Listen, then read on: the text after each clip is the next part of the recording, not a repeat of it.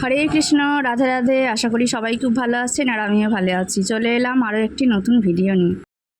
তো অনেকেই জানেন আমি তারাপীঠে এসেছিলাম, তারাপীঠের কিছু ভিডিও দিয়েছি, আপনাদের সাথে শেয়ার করেছি। তো আরও একটি ভিডিও নিয়ে এলাম আজকে।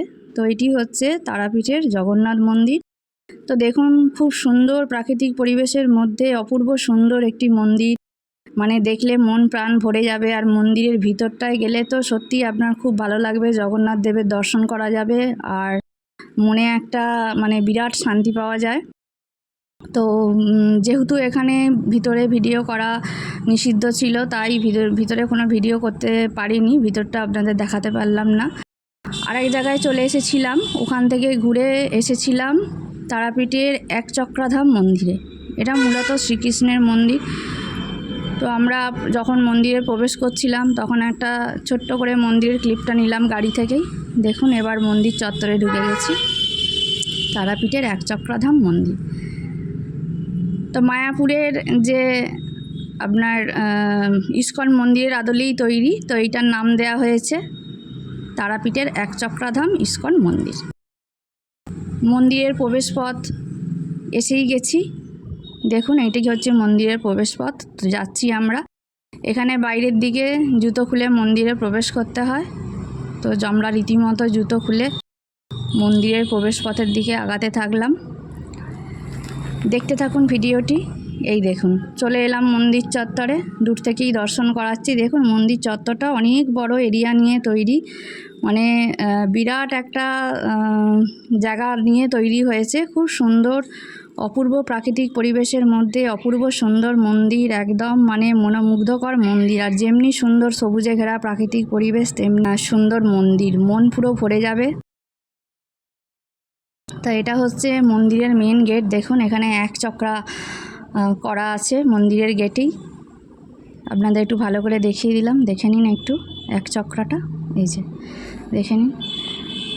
এবার দেখুন, মন্দিরের গেটে দুদিকেই কিন্তু শ্রীকৃষ্ণ ছিলেন, আরও ভগবান ওখানে করা আছে, ভগবানের মূর্তি করা আছে, কিন্তু আমি শ্রীকৃষ্ণটাই আপনাদের জুম করে দেখালাম। তো এটি হচ্ছে মন্দিরের মূল প্রবেশপথ। চলুন ভিতরের দিকে যাওয়া যাক। ভিতরের দিকে দুদিকে মানে যাওয়ার পথ করা ছিল, দুটো সিঁড়ি দিয়ে উঠে দুটো রাস্তা ছিল। তো একদিক দিয়ে মানুষ যাচ্ছিল আর একদিক দিয়ে বাহির হচ্ছিল। তো মন্দিরের ভিতর দিকে দেখলাম, দূর থেকেই দেখলাম কিছু সব সাজানো গোছানোর কাজ চলছে। যেহেতু সেইভাবে ফোন নিয়ে অ্যালাওয়া ছিল না, তাই আমি কোনো ভিতরে ভিডিও করতে পারিনি। এই যে এই দিকটা থেকে একটুখানি জাস্ট করেছিলাম, আর এই দিকে গিয়ে এই সাইডটায় গিয়ে ডান দিকটায় গিয়ে একটু ওই গেট থেকে একটা ভিডিও করেছিলাম। তো সাহস পাচ্ছিলাম না ভিতরে ভিডিও করার, তো গেট থেকেই একটুখানি করেছি। দেখুন, ভক্তরা সব এসে বসে আছে ভগবানের দর্শন করার জন্য। তো এখন ওদের টাইম হয়নি বলে এই মুহূর্তে মানে পর্দা দেওয়া ছিল। তো শ্রীকৃষ্ণের মূর্তি মানে রাধাকৃষ্ণের মূর্তি যেটা আর কি, সেটা খোলার সময়েই ওরা খোলে, তার আগে খোলে না, এটা নির্দিষ্ট সময় আছে। তো দেখুন, এখানে ভগবান প্রভুপাদ আছেন, ওনার দর্শন করছেন সবাই। তো দূর থেকে একটু আপনারাও দর্শন করে নিন। এবার আমরা চলে এসেছিলাম মন্দিরের বাইরে। এবার মন্দির থেকে বেরিয়ে যাওয়ার পথে দেখুন, এখানে অনেক দোকানদানি ছিল। মন্দির থেকে বেরিয়ে যাচ্ছি, আর আপনার ঢুকেই কিন্তু গেটের ডান দিকে বাঁ দিকে দু সাইডেই কিন্তু দোকানপাট আছে, যেমন সব জায়গায় গেলে আমরা দোকান দেখতে পাই আর কি। তো প্রসাদের দোকান, বই, মূর্তি, শ্রীকৃষ্ণের মূর্তি, সমস্ত কিছু এখানে দোকানপাট তৈরি করা আছে। কারো পছন্দ হলে কোনো জিনিস এখান থেকে নিয়ে যেতে পারেন। খাবার জিনিসও আছে, খাবার জিনিসও কিনে নিয়ে যেতে পারেন।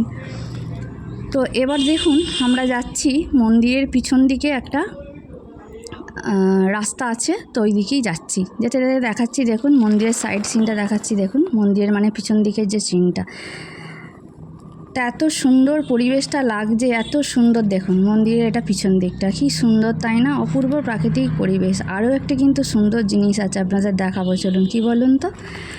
চলুন আপনারা একটু গেস করুন কি দেখাতে চলেছি।